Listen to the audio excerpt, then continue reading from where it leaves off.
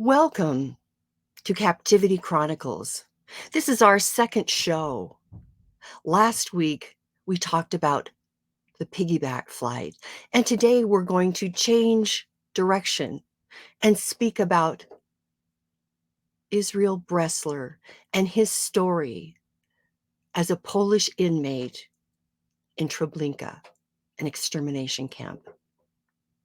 But first, because I want you to understand why this is important to me and what you can learn from these stories, this history, I want you to know how it got started for me. In 1993, we were at my grandmother's wake. My mom, dad, a number of relatives, and my uncle, who is my mother's my mother's oldest sister's husband. He kept talking about wanting to go back to the prison camp he was in during World War II. Finally, I got tired of hearing him talk about it, and I asked, "Well, why don't you just go?"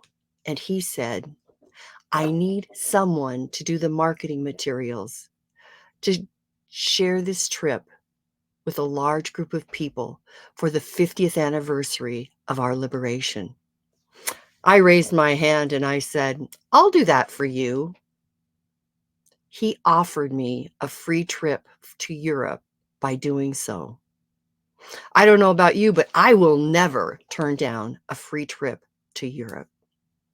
And so this work began in 1993. My first oral history was in 1994. And since then, I've spent 30 years recording, studying, and researching World War II. But first, let me give you a little bit of background about our guest. Actually, he's not our guest, he's deceased. But he has shared his story with me. Israel Bressler was 20 years old. He was a draftee in the Polish army. He was stationed just a short distance from the German-Polish border on September 1, 1939, the day World War II began. Why is this story important for you to know? I believe that when we know about those who experience such tragedy, that we learn about ourselves, that we can open up ourselves and look inside and realize our adversity can be beneficial, cannot be beneficial, but certainly understanding what someone who experienced such tragedy felt and survived is important to us because it shows us resiliency beyond all measure. But first, I'd like to share with you a little gallows humor. You know, this was horrible in the extermination camp, and yet they needed something to keep them going. And their gallows humor was that. A Holocaust survivor goes to heaven. And upon entry, he walks through the pearly gates and meets God and says, "Hey, do you want to hear a Holocaust joke?" To which God replies, "Why, yes, I guess I do." After the joke, God responds, "That was not funny." And the Holocaust survivor says, "Well, I guess you had to be there." It isn't funny, but sometimes you need a little levity.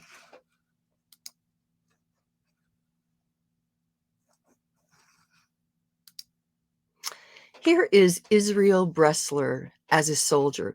This photograph was taken actually in 1945 when he was in the Russian army after escaping from Treblinka. He grew up in a family of 6. You can see in this photograph, the top 3 people on the left, the woman, the man, and the other woman are aunts and an uncle. Next to them is Israel's oldest brother, Yosel. He owned a grocery store and had 3 children and a wife. Next to Yosel is Shava. She is Israel's oldest sister, a college graduate, soon married, and has 2 children. Her and her husband own a butcher shop in Grozdesk, where Israel and his family lived. On the second row down is Israel on the left. This photograph was taken in 1932, so they looked much differently and were 5 years older in 1939. This is his grandfather, Abraham, who was a very devout Jewish man. Next to him is his daughter and Israel's mother, Sima. Next to her is her husband, Myers, and his other brother. The young girls below are Rivka, his sister, Regina, his cousin, and Shandala, his other sister. You will hear about them shortly as we return to the story. Before we can start talking about the Holocaust and what happened, we need a little history. Adolf Hitler was born and raised in Austria. One of his school friends said he used to stand out on a field and orate and speak to the world about things that he believed in. Early on, he was anti-Semitic. He moved to Vienna at some point in his life and was hoping to be accepted into some universities to learn architecture or to do art because he felt he was a decent artist. Unfortunately, that didn't work out for him. But what he saw in Vienna disturbed him. It made him a nationalist. It made him really particular about people. He didn't like any race other than white Aryan people. Hitler was really a vagrant when he lived in Vienna. He attempted to sell his drawings and paintings and didn't do very well. And so eventually he moved to Munich. There he tried to get involved into the politics and he was shunned a little bit.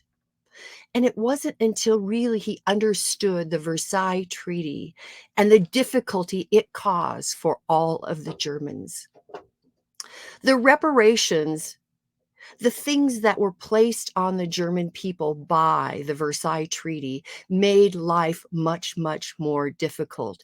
And Hitler railed about that. First, the military could only be 100,000 men. They had to give up all their property, their land. They had to give their one and only port to the Poles. Their property in the Pacific and part of West or Eastern Germany was given to the Polish people. They had to pay huge dollars to the countries that they damaged when they fought there during World War I. And so Hitler railed and railed and spoke and spoke. Finally, in 1933, he had worked his way up and sort of finagled his way into being the Chancellor of Germany. So not only was he the Führer, the leader of Germany, but he was also the leader of the Nazi Party. One of his very first acts was to create a non-aggressive pact with Poland. That ensured that France would not probably attack Germany if they did something, if they invaded a country or did something that was warlike. Interestingly enough, behind the scenes, Hitler and his men were building a military, creating incredible war machine with tanks and aircraft and everything that they needed for a war. In Europe, there was no desire for war, except possibly in Germany. Neville Chamberlain from Britain.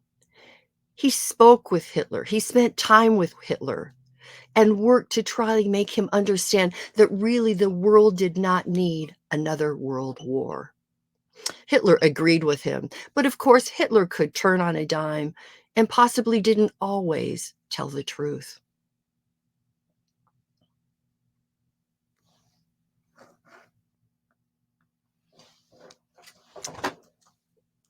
Hitler had all kinds of things making.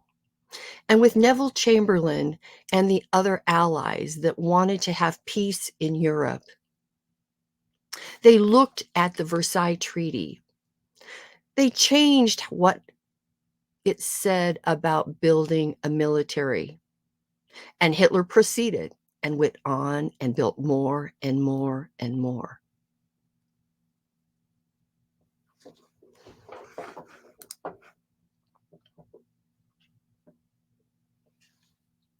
They also returned some land to Germany. And the reparations were really cut so that it was much easier on the German people. Now, when I say the reparations, the people in Germany at some point had no money. They were starving, they were hungry, there were few jobs. It was a country really in chaos. Sometimes a loaf of bread was 1,000,000 marks, 1,000,000 Reich marks. And so the government just kept making money and more money and more money and more money.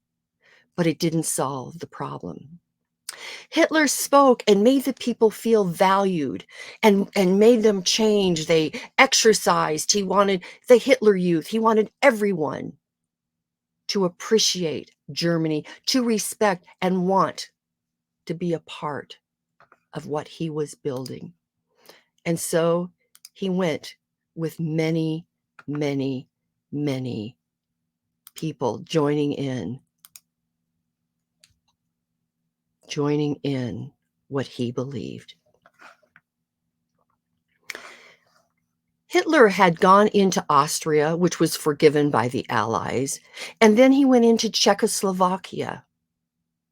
But he ripped it apart. There were the partisans, there were others that certainly were committed to the Nazi Party.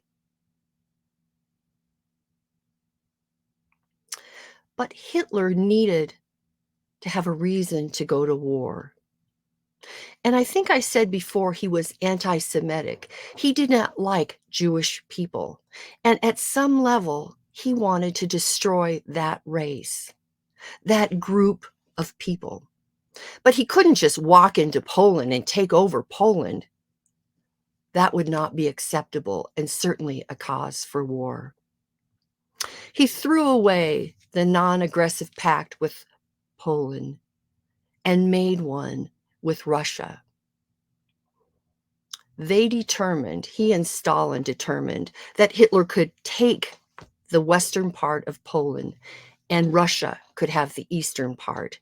What that meant to Hitler is that he would have a huge number of Polish people because Poland had the largest group of Jewish citizens in Europe.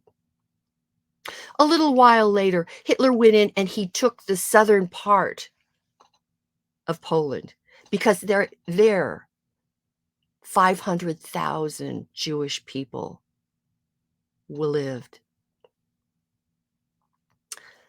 And so they decided it was time for the final solution.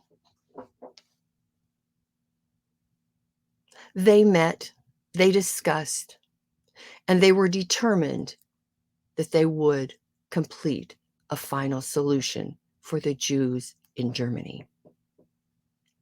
But first, he had to overtake Poland. On August 31st, 1939, Hitler's men had taken 13 inmates out of a German prison. They were all dressed in Polish military uniforms and injected with a poison that killed them.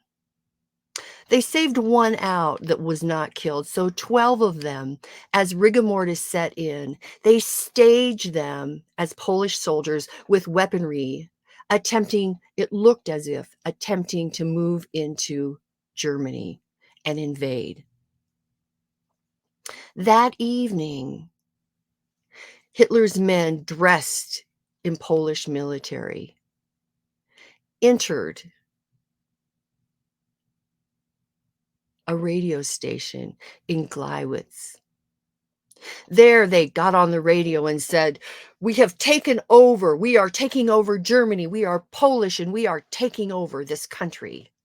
And there was a shot, and the other inmate was killed. The people who worked there were shocked. They couldn't believe what was going on. The men still alive, Hitler's cronies, put the radio people down into the cellar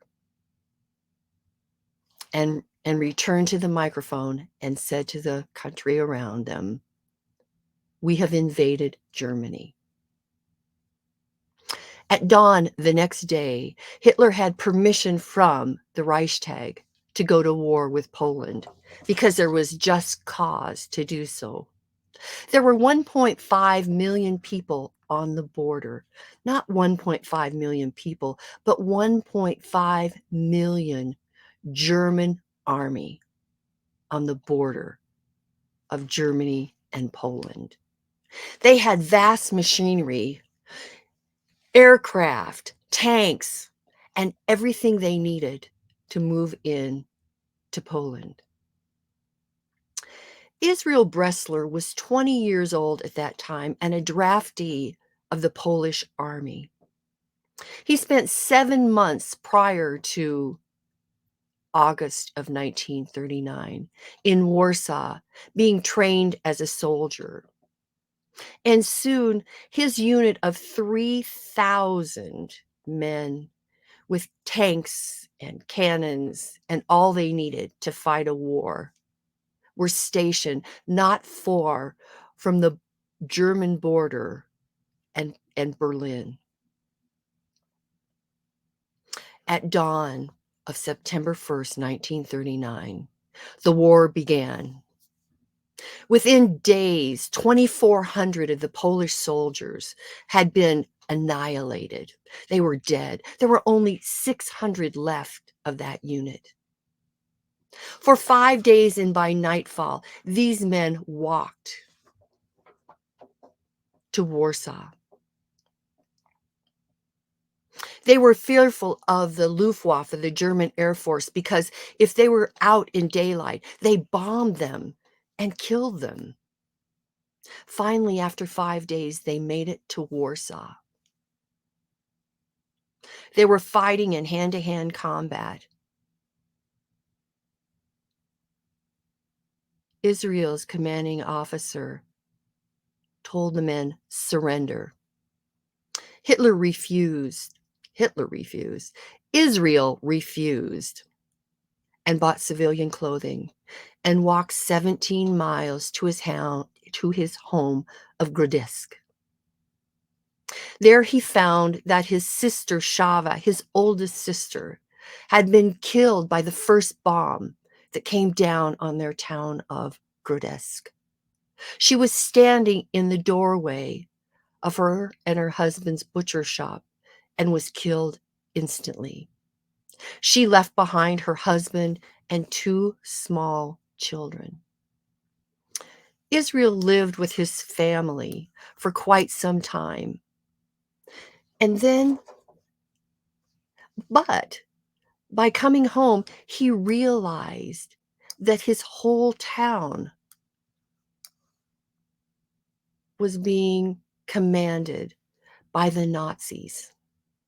This poor Jewish people with their dreadlocks and their beards, they were treated so badly. They would cut their hair and cut their beards and make them bleed and make pain for them. The Jews were to clean the street and to really all the horrible things that no one else wanted to do. They were no longer a part of society. At one point, they gathered all the Jewish people. And by then there were immigrants that were coming to their town trying to get away from the Nazis. So there were many, many more people, and they surrounded them with barbed wire in the city center.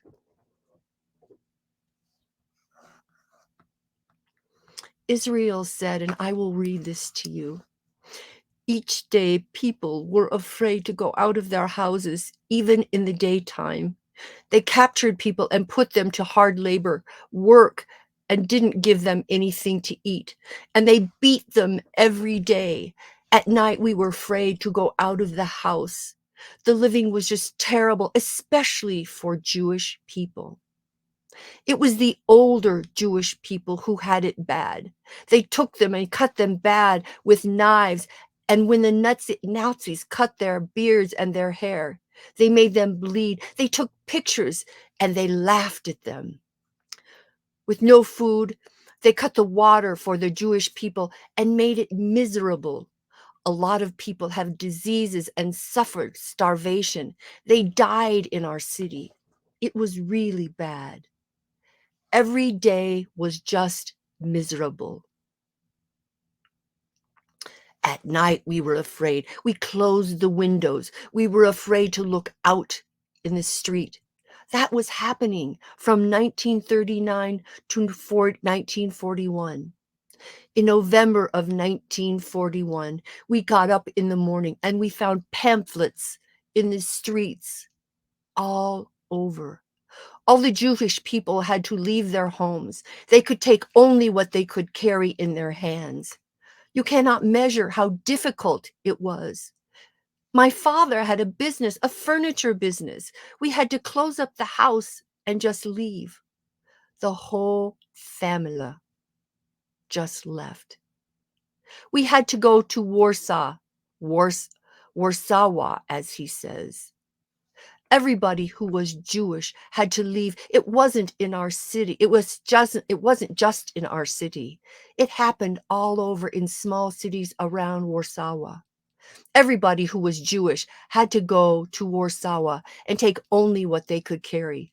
And those who were captured didn't leave. They got shot immediately. When we went to Warsaw, to the Jewish section, the Warsaw Ghetto, they made a big fence all around with electric wires, with guards all around with machine guns. And all the people got together in houses, 12 people to a room. No water, no sanitation, no food, just starvation. People every day were dying. They put the dead people in little wagons. My grandfather starved to death in 1941 in the Warsaw Ghetto. Deportation to the Warsaw Ghetto was another way to make communities of Jewish people. They could collectively put them in one place, and in that way, they were much easier to move to another. April to July 1942, Jews were deported, as were hundreds of Roma gypsies, to the Warsaw Ghetto. Israel says they took the stronger Jewish people. They told them it would be better for them. This was going on day to day in the Warsaw Ghetto. Finally, the Germans started coming in with big trucks and they asked who wanted to work. If you could go to work, you would get fruit, bread, and soup. Most of the people wanted to work because with starvation, you died anyway. A lot of people lifted their hands. They wanted to go to work. They took 150 people in a truck and they went to work. That was not work. That was a trick. They took them to the concentration camp, the death camp, Treblinka. This madness reigned over Europe from the 1930s until 1945. This type of ruin of a race of people, of a group of people, has never been known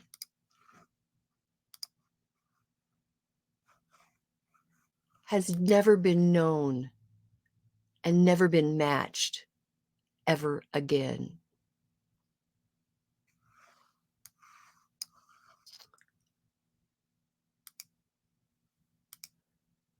The Germans decided on the final solution. They called it Operation Reinhardt. It was the code name for the plan to murder the Jews residing in the general government. The general government were the territories that Germany took over in Poland, the West and the South, the full South. If they had the full South, that meant they had another 500,000 Jewish people. The Reinhardt camps consisted of Belzec, Sobibor, and Treblinka, and they were built in that order. These camps were nothing more than extermination camps. The site selection was made, and there were three things that they needed. First, they needed access to a railway line so that they could deport people in trains, the old 40 and 8s, those old wooden, filthy boxcars, and they would deport them to the camps. They needed the camp to be away from humanity so that no one knew what was happening there. And the third thing was that they needed it to be near Russia because they could then, or near Russian territory or Russian occupied territory, because then they could say that they had gone to the east for work and not simply disappeared.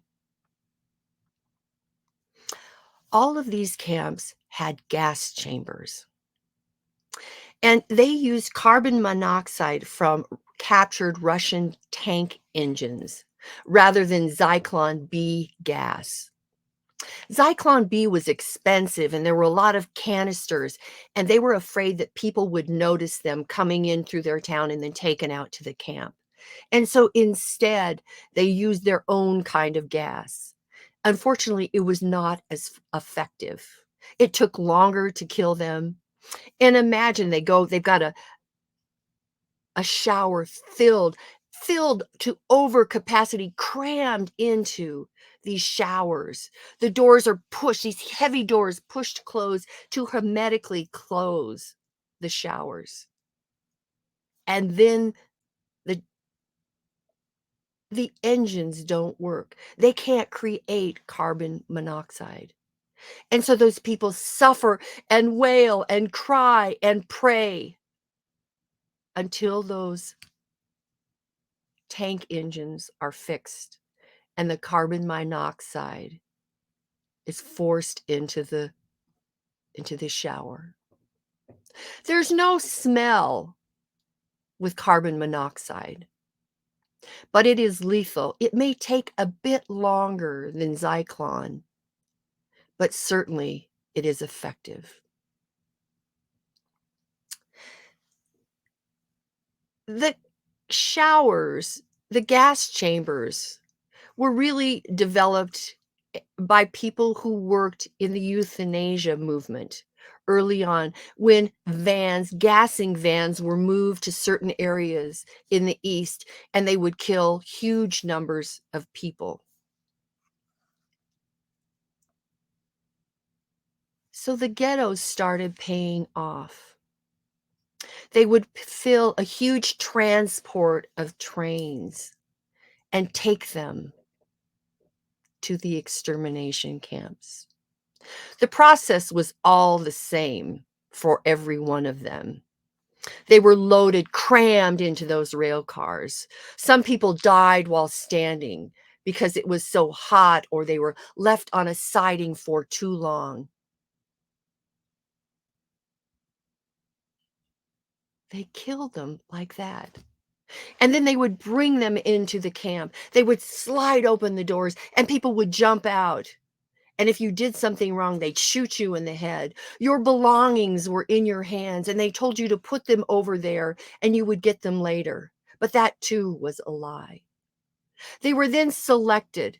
The women and children they didn't want, they sent them into an undressing barracks. The men that they thought might work, they would select them and pull them out, and then the others were taken into an undressing barracks. Israel helped women undress at Treblinka and children.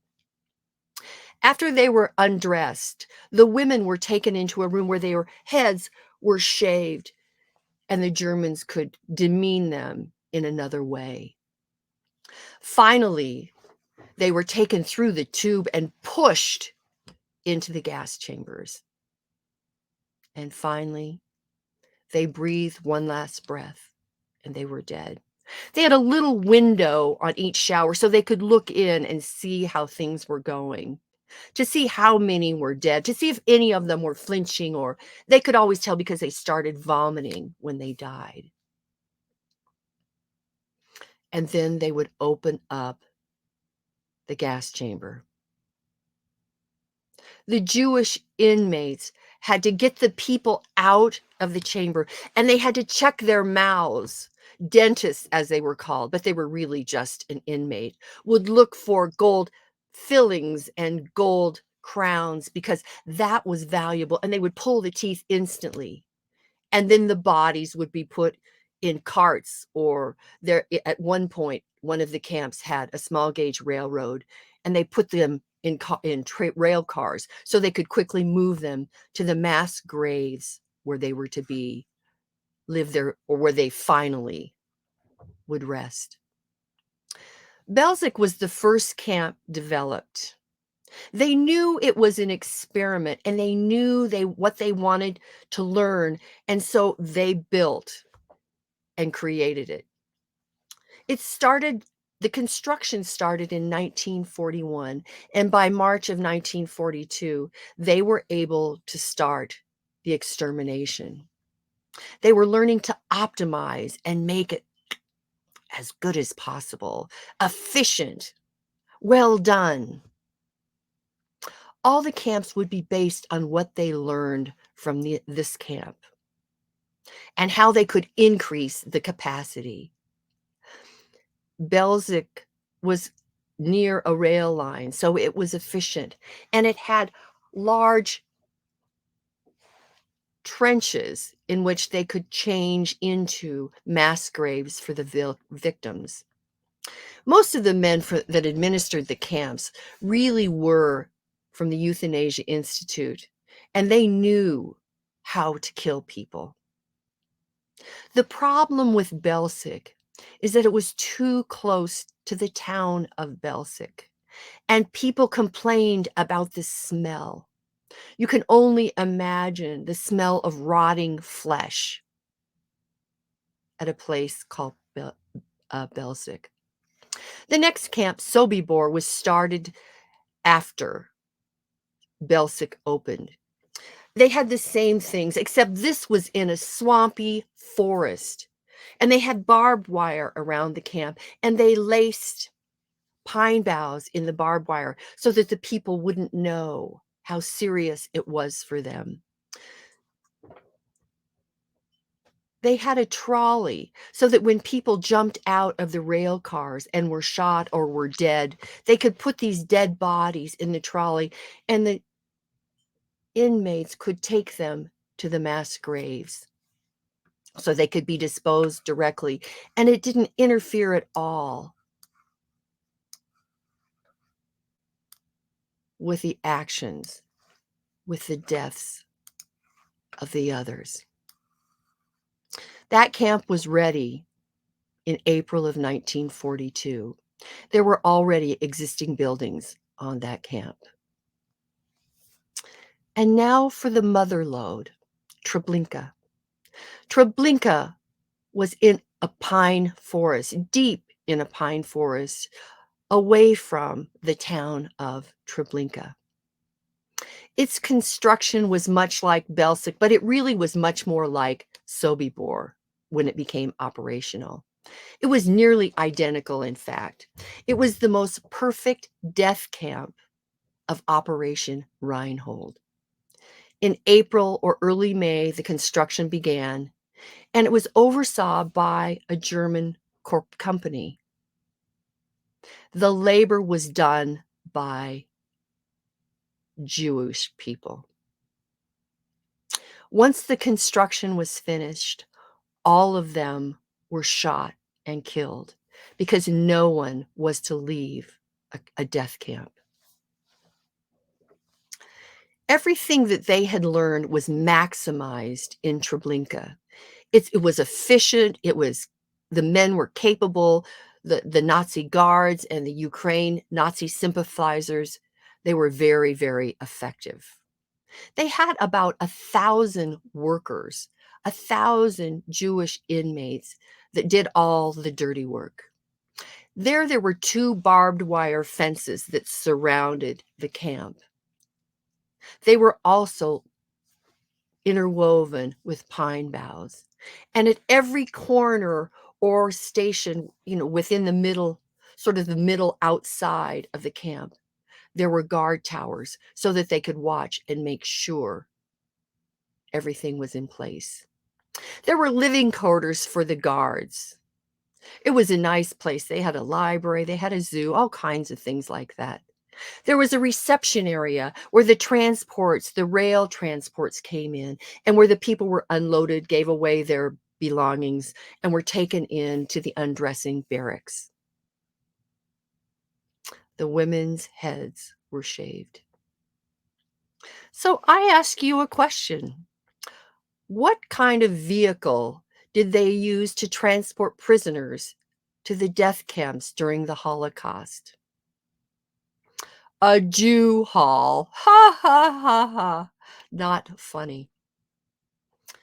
In all the camps, the men were separated from the women and the children. The women and the children went to death together. Prior to entering the showers in Treblinka, there was a table where the women had to lay down and spread their legs, and the guards would finger their genitals to make certain that they didn't have any valuables hidden in there. And then off to the gas chambers. Here's another gallows moment. What was the sexiest thing about the Holocaust? The shower scenes. It really is sick humor, but it helped them get out of their funk because they lived in their funk all the time because of seeing death everywhere, smelling the smells. It was horrendous. Jewish inmates had the worst jobs. Israel helped the women undress. Israel took the bodies out of the showers, helped the dentist remove the teeth, and then put these people in large mass graves. The killing began on July 23rd, 1942. All across Europe, the congregated numbers of Jews were put on transports. At some point, they knew, they being the inmates, knew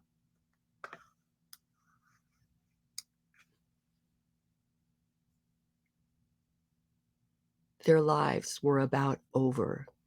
When the transports started to lessen and lessen, they knew they had nothing to do. And then the Germans decided they had to cover up themselves. There were too many bodies. So they put rail lines on top of big concrete standards. I don't know, they screwed them on somehow. And then they started excavating those bodies out of the graves.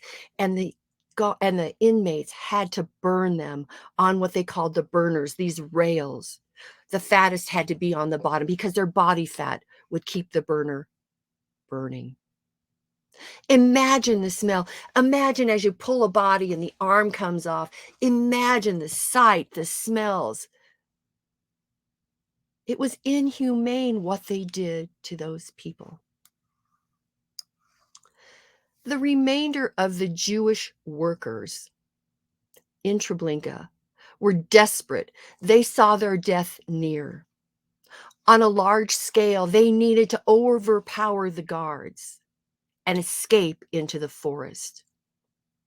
On August 2nd, 1943, some 1,000 Jewish inmates started fires, had guns, and started shooting and attempting to escape. They were crawling over barbed wire to escape. They killed 600, no, 700 of the inmates just inside the camp. About 300 of them made it over the barbed wire fences and to the forest nearby. They were hiding and they broke into groups and they were trying to get away. The Nazi soldiers, guards, Ukrainian Nazi guards, and some of the townspeople of Treblinka gathered together and went out in units to kill as many people as they could. They left. They killed almost all of them. Only 65 survived to live another day. Israel was one of those 65.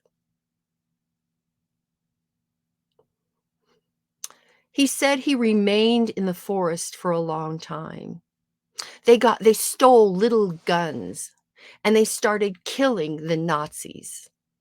They'd put on their uniforms and kill more Nazis. They would steal food from the Polish families' gardens. They would do everything they could to hurt the Nazis. Israel eventually ended up in Minsk, and there he joined the Russian army. While in the Russian army, he fought from there all the way to Berlin when the war was finally over. He went home to Grozdesk, went to his home, his house, and there was his bike out front. And when he knocked on the door, the people that lived there opened the door. His family's pictures were still on the wall, and yet the home belonged to someone else. He went to his father's furniture store to see if anyone was there, if anyone knew about his family, if there was a chance that some of them survived. No one knew anything. And there was no one he could find that knew about his family. Finally, he met up with his brother's wife's brother. And he said that he had helped his sisters take off their clothes at Treblinka. He said he knew they were all dead. He saw his sister who asked him, "Why can't you help me?" But they were helpless. They could do nothing for any of them. Imagine Israel Bressler lost 50 members of his family. He was the only Polish Jewish man of his family that survived. He was alone. He wailed at my breakfast table one day and said, "But if only they would have had one of them survive, just one sister, just one of them." He terrified my children when he did that. He was a displaced person and put in an UNRWA camp run by the Allies. If they were able to get to the United States because they had relatives here, they could go. And Israel chose to move to America and live with his family. Unfortunately, his trauma was so great, he couldn't keep it together. And I don't know what happened, but he left and went on his own to make his own life. There were moments when Israel found happiness, but there were many days when his depression, his sadness, his insides, his heart, his soul were so damaged, he couldn't. He couldn't change. He couldn't make it better. He couldn't do anything. I was researching Treblinka for 3 months. I had to stop because I was having nightmares. But there was something so sinister about it, and I couldn't figure it out. And then I found this article written by Beth Daly from the publication The Conversation. The article quantified the Holocaust murder rates during the Nazi genocide. Operation Reinhardt, the period in 1942, when the Nazis efficiently shuffled entire Jewish communities across the European railway network to Treblinka, Belzec, and Sobibor. Almost all were extinguished within hours in the gas chambers. All records were destroyed to what happened. We do know, though, that on July 23rd, 1942, Hitler ordered all actions sped up. This initiative, this missive, created a massive slaughter in all 3 camps. Some 1.5 million Jewish people were exterminated in 92 days. That's 5,000 people a day in each of the camps.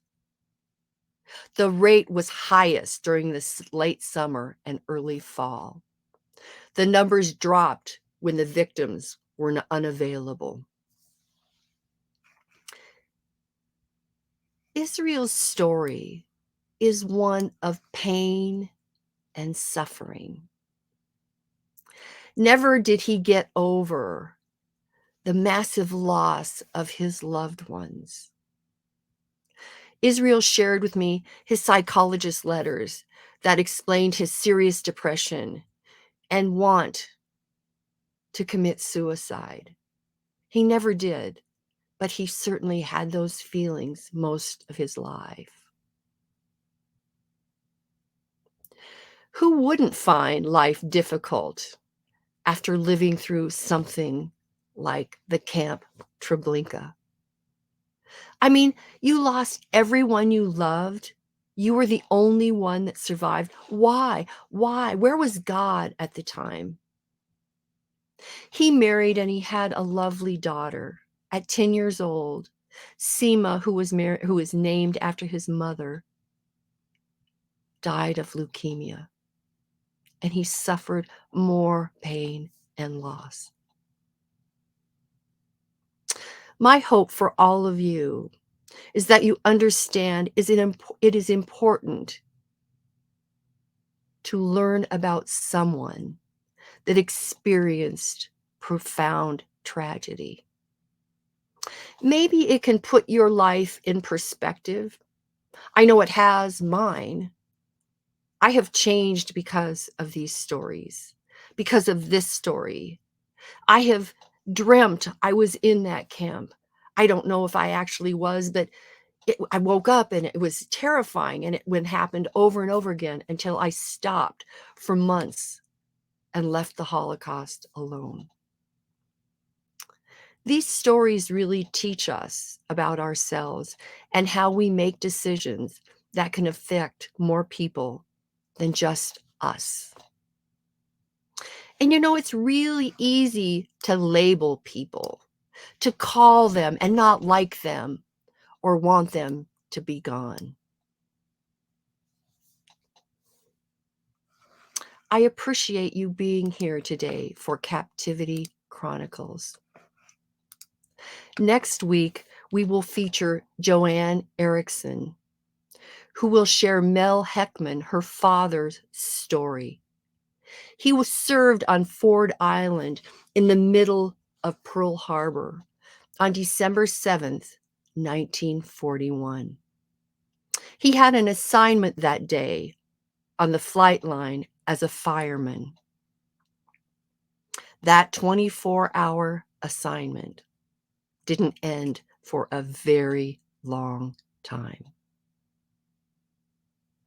Won't you please join me next week for Captivity Chronicles? See you there.